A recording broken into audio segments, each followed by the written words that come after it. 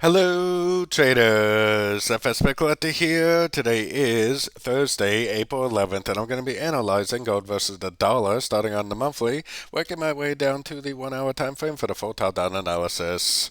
So gold has been very bullish as of lately, as you can see. I mean, I still personally think this is a big 1, 2, 3. I think we're just in the wave 3, and I think this has personally got a long ways to go. Most wave 3s do go to the 161.8% Fibonacci extension of wave 1 projected out the bottom of wave 2, at least minimum. So my target on gold is still the $2,550 area. Heading down to the weekly time frame, one thing we do have to realize is that we are not only on a weekly time frame Fibonacci level, but we're also on a different daily time frame Fibonacci level. I still think this is a 1, I think this is a 2, and then I think we're in a wave 3. I think this is a subdivision, a 1 of 3, a 2 of 3, and we're currently in that wave 3 of wave 3.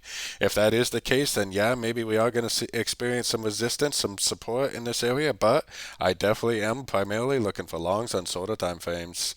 Heading down to the daily time frame, I mean, we definitely got a engulfing move to the downside, and like I said, we are at a daily Fibonacci level, which is this Fibonacci extension, and we're also at a weekly and monthly Fibonacci extension level. So there's definitely some areas of support right here, and or resistance, that is.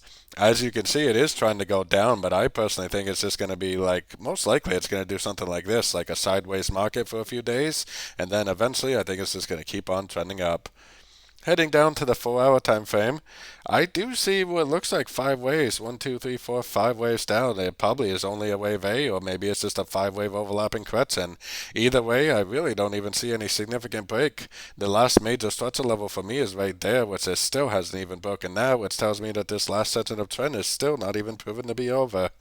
Definitely still very bullish. Heading down to the 1 hour time frame, like I said, it looks like a 1, 2, 3, 4, 5. I don't even really see that the wave 5 is over, and it could just be a wave A of a bigger correction. It might be more likely that it does something like this eventually after the wave 5 is over, which I don't think it's over yet. Probably needs to go down more, and then probably make a wave B, which would be a correction to the wave A, and probably eventually go down again for a wave C. I kind of think there's a pretty good chance we are going to be in a pretty sideways market for at least the rest of the week, maybe even the beginning of next week before we actually end up continuing the uptrend.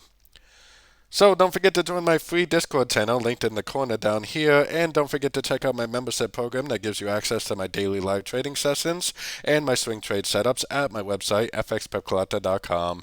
As always, thank you and happy trading.